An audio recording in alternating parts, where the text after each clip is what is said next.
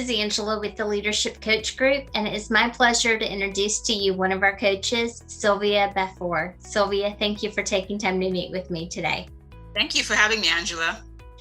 I want to learn more about your coaching style. My coaching style is very approachable. I mean, if you were a client of mine, I would want you to feel that you're seen, that you're heard, that what you have to say matters.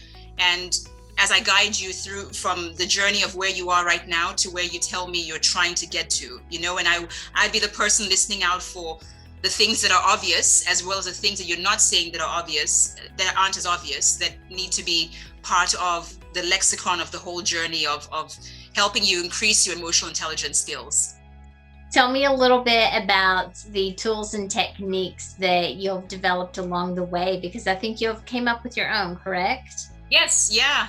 I'll just mention a couple real quick here. And the first one has to do with, I have a tool called Gateway versus Barricading Questions, where I say, Angela, as human beings, we all have things that don't go right in life. And the first thing we do is disintegrate with our self-talk. We have very unproductive conversations. So this tool is designed to help people reframe the way they're asking questions of themselves, which opens up the gates to solutions and positive outcomes.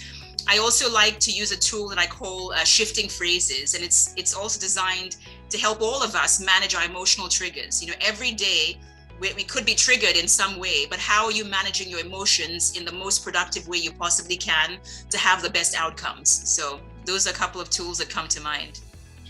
What are the opportunities or challenges that you enjoy helping to coach your clients with? I think the most important thing is this idea that as human beings, we exist in relation to one another. And so a lot of my clients have the challenge of saying, hey, how can I be more skilled at the way I'm moving through this world so that I'm impacting people and people are receiving me the way I intend to be received? Because people do business with people they like. And so I try to help folks just navigate the world of relationships in the best way possible. If you were to describe your ideal coaching client, what comes to mind?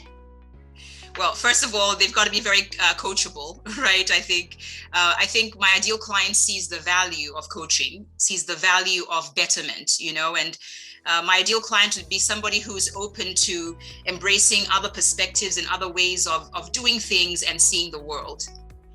And what was your motivation to start as a coach and to make that your profession? Since I was very young, I've cherished the opportunity to have friends share their problems with me, and I love the idea of being able to help people process through the challenges of their lives. So that's been with me for decades, and it's so nice that for the last couple of decades I've had a chance to do it as part of my profession. Just helping guide people navigate through their problems, see life from a productive perspective. That's awesome that you've been using that all through your life and just been able to create a career out of it. What are some other career highlights that you've had? Yeah, so I guess one of the biggest highlights, and I'm saying that because it was my biggest surprise, was when I woke up one day and realized that HubSpot had ranked me among the top 15 female motivational speakers alongside the likes of Oprah Winfrey and Mel Robbins. Not quite sure how that happened, but I'm certainly grateful for the honor. But I also just love the opportunity. I spent some time in Dallas, Texas, speaking to 4,000 school board members and administrators and principals, helping them to raise their levels of emotional intelligence so they could better impact the kids that they are leading and guiding into their next journey of life. Well, congratulations on that ranking and that accomplishment. And tell me a little bit about your background. I know you live in the Washington, D.C. area now, but where are you from originally? And tell me a little bit about that journey.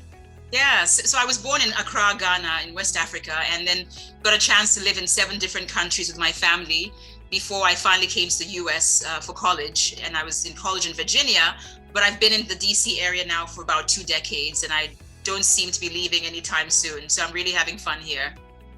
That's awesome that you found your way here and enjoying it. And tell me something that you're passionate about other than coaching and helping people to work through issues. Well, I'm very passionate about wine. Everyone who knows me knows that. They could tell you without blinking. I love studying red wine. I love consuming it with friends. It's just a really a happy hobby for me. And I actually am going to be going for my level 1 sommelier certification next year, because I'm just so intrigued by the grapes and the roots and just everything about the winemaking process. So that keeps me busy when I'm not coaching and speaking. Very fun. Sylvia, thank you for your time today. You're very welcome. Thank you for the conversation.